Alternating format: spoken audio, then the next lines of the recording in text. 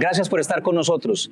Está en Bucaramanga el gerente y director de la firma Cifras y Conceptos, el director César Caballero, que está en Bucaramanga presentando su más reciente producción literaria, un libro que ha venido a presentar en la Feria Internacional del Libro, un libro en Bucaramanga. César, gracias por estar en Metropolitano. Javier, muchas gracias por la invitación. Bueno, comencemos con Bucaramanga. ¿Cómo encuentra Bucaramanga, la ciudad? ¿Cómo le ha parecido? No, siempre yo hace poco estuve, al principio de año que vinimos de vacaciones con mi esposa y con mi hijo, entonces siempre la ciudad es un lugar grato, lleno de gente que quiero, que aprecio, y pues se ve mucho el crecimiento, entonces no, yo muy contento de estar acá.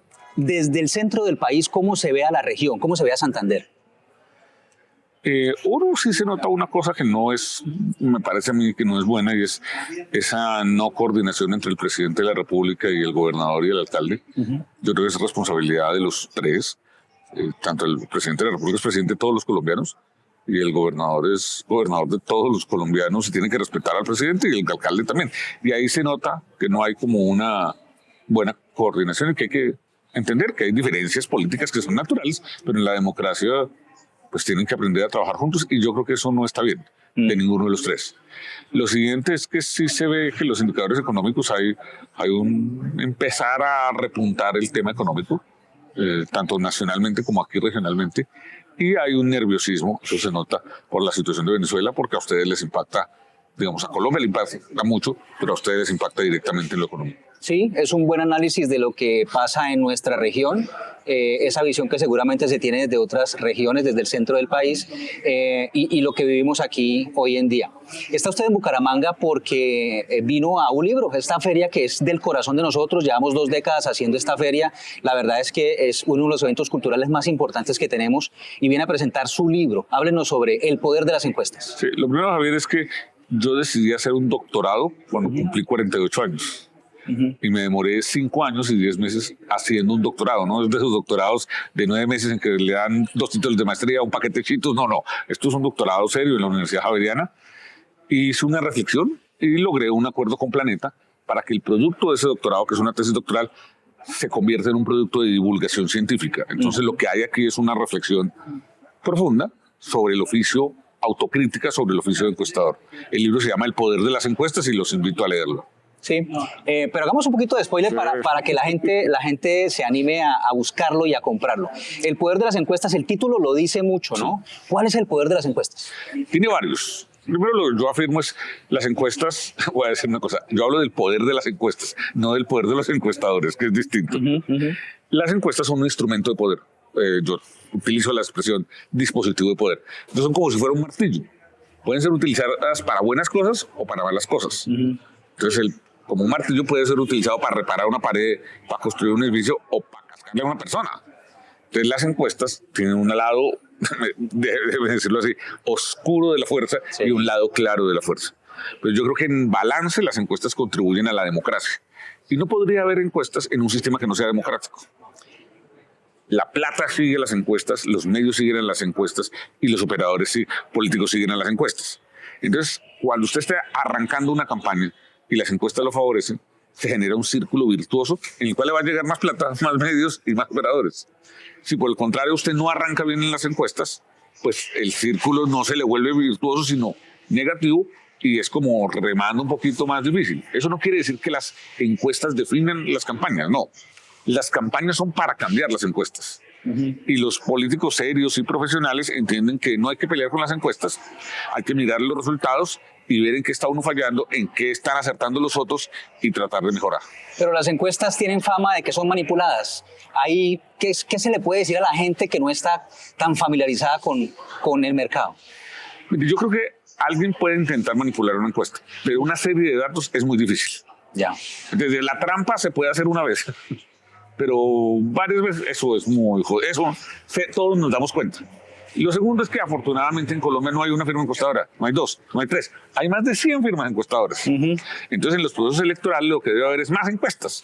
Y cuando usted ya tiene muchas más encuestas, pues al final las encuestas terminamos tendiendo todas de alguna manera a mostrar una realidad. Sí, es cierto. Y terminan ahí, digamos. De hecho, hoy en Colombia se está haciendo un ejercicio de promedio de encuestas que eso comenzó a hacerse en Estados Unidos. Real Clear Politics lo comenzó a hacer hace unos 10 o 12 años. Coge varias y promedia. Coge varias, las promedia, y eso va dando pues una tendencia que no se mueve tanto. Sí. Y va dando una idea de eso. Sí. Pero el mercado de las encuestas también, digamos, se presenta encuestadoras de garaje, Sí. como en la educación, como en otros mercados. Como en todo. Aquí hay encuestadoras buenas, regulares, malas y feas. Digamos, y aquí obviamente estamos hablando de más de 100 con autorización legal para publicar encuestas. Sí. Pero creo que el país puede estar tranquilo y que hay un conjunto de 4 o 5 encuestadoras que hacemos el trabajo la manera más seria posible. Sí, es cierto, y son las que generalmente estamos mirando los medios de comunicación para entender lo que pasa, sobre todo en los procesos electorales, pero hay que decirle a la gente que no siempre las encuestas, o no, la única razón de las encuestas no es lo electoral. No, para nada. De hecho, nosotros somos unos investigadores sociales. A mí me gusta decir eso. Mi doctorado es en Ciencias Sociales y Humanas. Sí. Y yo me identifico, me trato de escribir como un investigador social. Que, por ejemplo, hoy les voy a contar una cosa. Siempre el Conceptos ha venido elevando el tono de voz sobre un fenómeno que nos está ocurriendo como sociedad. Y es que está aumentando el volumen de mascotas en la sociedad colombiana. Y en Bucaramanga está pasando. Y a mí me gustan las mascotas, y a todos nos gustan las mascotas. ¿Y lo midieron? Lo estamos midiendo. En este momento el 57% de los hogares colombianos tienen una mascota. Y esto es maravilloso. El problema no son las mascotas. El problema son algunos dueños de mascota que no son responsables y que no recogen el popó de sus mascotas, Sí. que no sacan su mascota con la tredilla, que los llevan a centros comerciales, que en principio no deberían, porque en los centros comerciales hay cocinas abiertas. Y la ley dice que un perro no puede estar a menos de 9 metros de una cocina abierta, Ya. porque los pelitos pueden llegar a la comida y afectar. Y el último tema es ese concepto de los animales de cuidado, donde uno le dice a un psicólogo, amigo, denme un certificado, y se lo inventa sin necesitarlo. Quiero decirles esto, el año pasado el 70% de los colombianos tuvimos un problema de convivencia por mascotas, ruidos o basuras, comportamientos ciudadanos.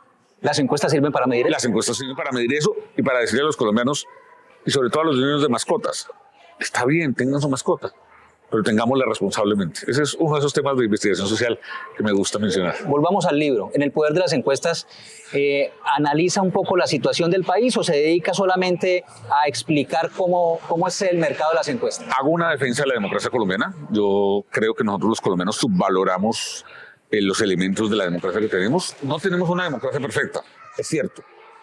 Pero como decía Robert Dahl, el politólogo norteamericano, él define la democracia y dice, y esta definición de democracia no ha existido jamás, no existe hoy y no va a existir jamás. Por eso él decía, hay una poliarquía. Y yo hoy estoy convencido que Colombia es una poliarquía en ese sentido. Colombia es una democracia viva que genera alternancia del poder, que hace elecciones regulares. Ahora te contaba, en 40 años hemos hecho 41 procesos electorales, donde hay una libertad de prensa, donde hay división de poderes y donde a los colombianos no nos gustan los hombres poderosos, los hombres y las mujeres poderosas. No nos gusta que nos gobiernen por un periodo y se vayan. Y eso es muy importante. Entonces hago esa defensa sin desconocer que la democracia colombiana tiene problemas. Yo la llamo una anomalía democrática funcional, con 5 características positivas y 2 negativas. Las negativas son que aún hay personas en Colombia que creen que se puede hacer y se debe hacer política con armas, lo cual yo no estoy de acuerdo.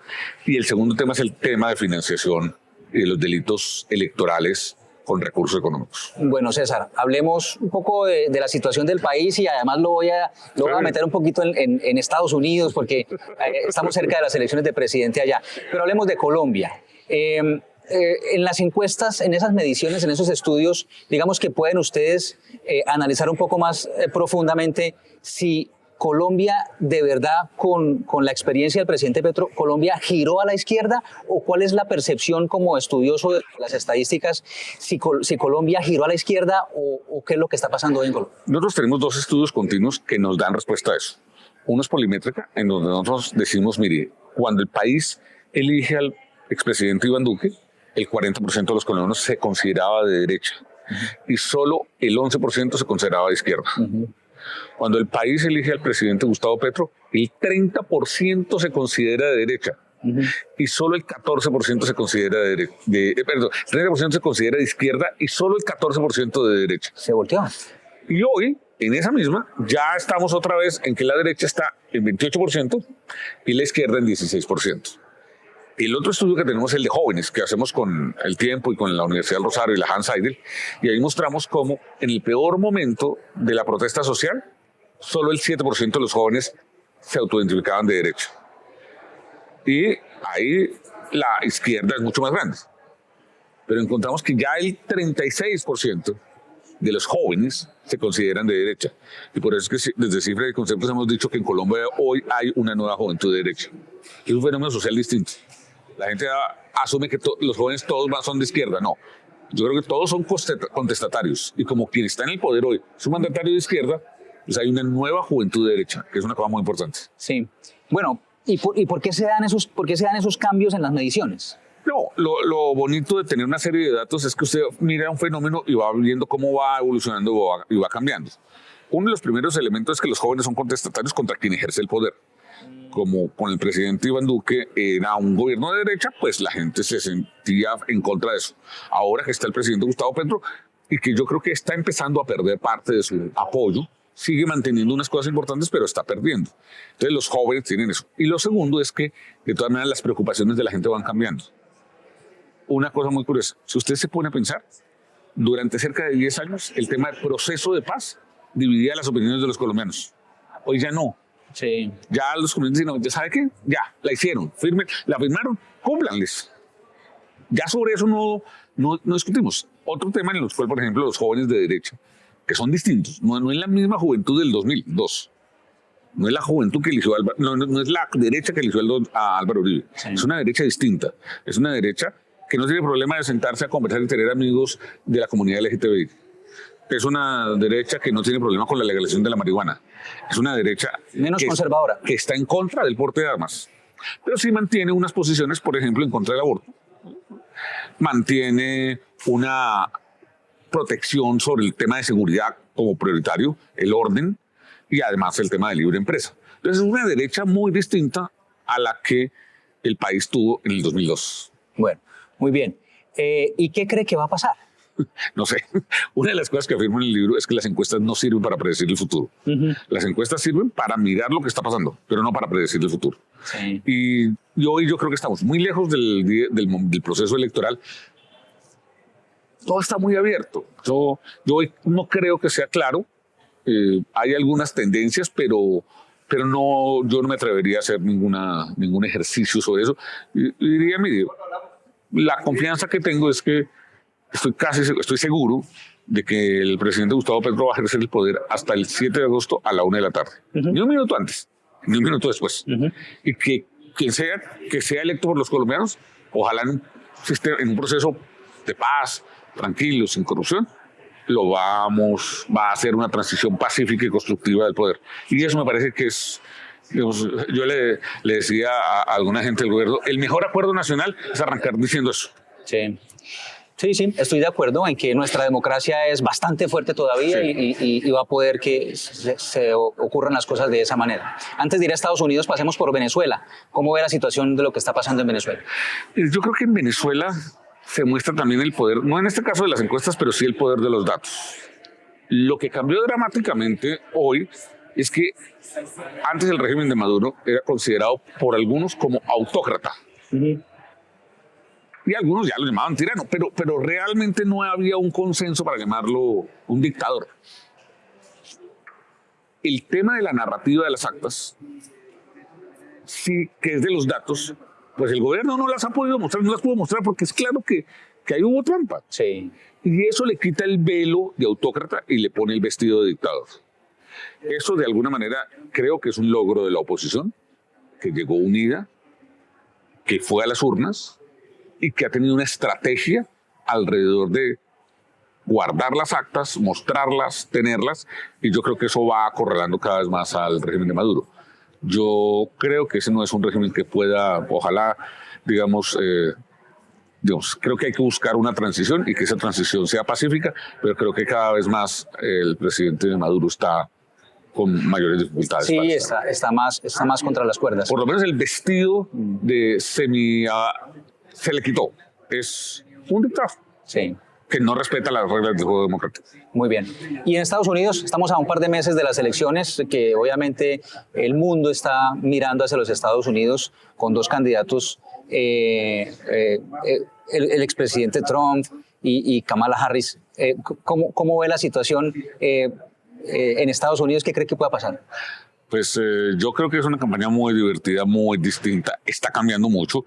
Hace 6 semanas, de alguna manera, todos los estudios y todas las personas de alguna manera decían pareciera inevitable el triunfo del expresidente Donald Trump. La decisión de Joe Biden de retirarse cambia completamente el juego. Y al cambiarlo, hace una rebajada completa del tema y hoy la campaña está cerrada. Yo no soy de los que creen que ya Kamala Harris ganó, no.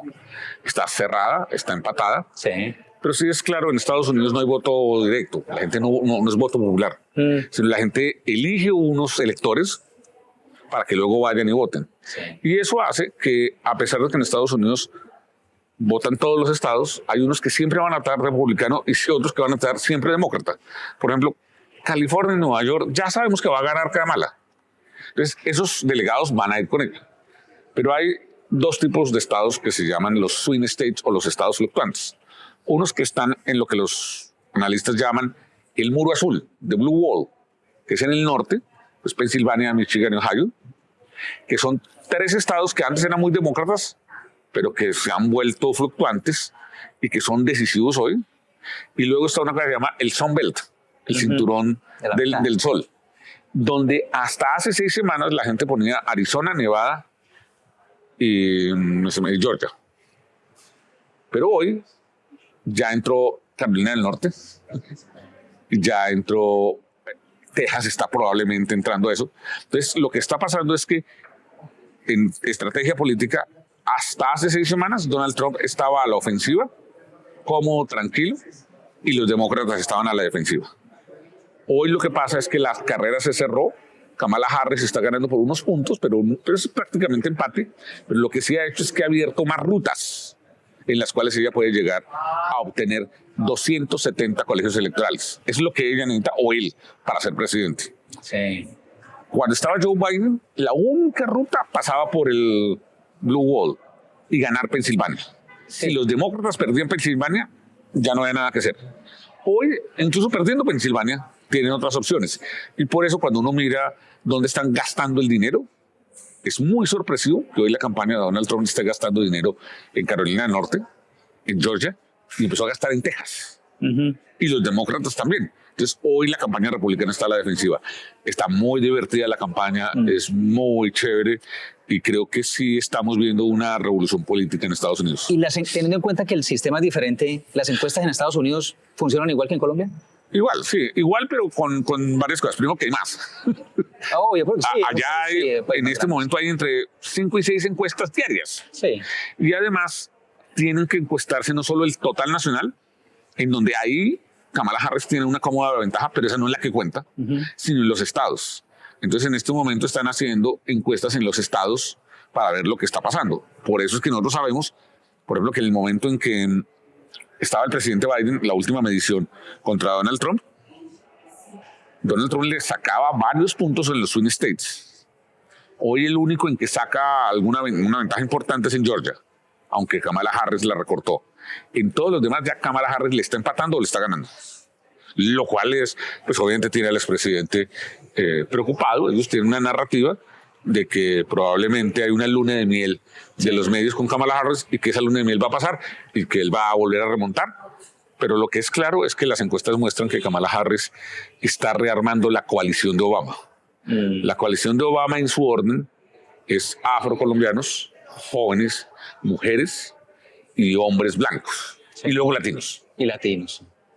Hoy parece ser que Kamala Harris está rearmando esa coalición y esa fue la coalición que permitió que Obama ganara 2 veces, que Biden ganara y pues vamos a ver qué pasa, ¿no? Si lo logra, gana. Pues sí. Seguramente sí. La de Hillary Clinton, ella la armó sobre latinos primero, luego mujeres, luego afros y luego hombres. Sí.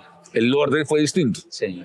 y pues en parte por eso probablemente no ganó. Muy bien. César, gracias por estar con nosotros aquí en Metropolitano y bienvenido siempre a Bucaramanga. A ustedes muchas gracias y muchos éxitos con este nuevo proyecto, que es una siempre emoción verlos, y muchas gracias por tu generosidad. Bueno, muchas gracias. Y a ustedes también muchas gracias por estar siempre conectados con nosotros. Recuerden que todos nuestros contenidos están en www.metropolitano.com.co.